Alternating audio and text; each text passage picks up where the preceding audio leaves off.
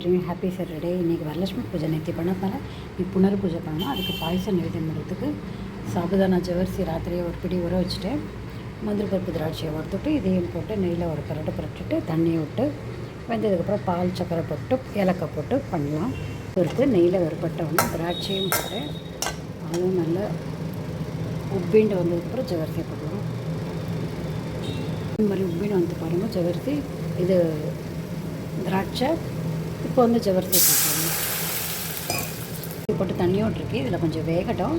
அப்புறம் சக்கரை போடலாம் ஜவரிசி பாயசத்துக்கு. முத்தாக நல்லா வெந்துடுத்து பாருங்கள் ஜவரிசி.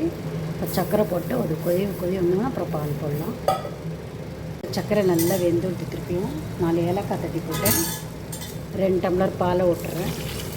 நல்லா கொதிக்கட்டும். சூப்பரான பாயசம் ஜவரிசி பாயசம் ரெடி ஆகிடும். ஜவரிசி பாயசம் ரெடி ஆகிட்டு வருது. பார்க்கும்போது இவ்வளோ நல்லா இருக்குது பாருங்கள். ஏலக்காய் தட்டி போட்டாச்சு. இதுக்கு தேவையான அத்தனையும் போட்டாச்சு. நல்லா கொதி வரட்டும். ஆஃப் பண்ணலாம். சூப்பரான ஜவரிசி பாயசம் ரெடி ஆகிடுது. இந்த மாதிரிலாம் பண்ணி பாருங்கள். ரொம்ப டேஸ்ட்டாக இருக்கும். ஆஃப் பண்ணிடலாம். கமெண்ட் பண்ணுவோம். சப்ஸ்கிரைப் பண்ணுங்கள் ப்ளீஸ். Thank you so much.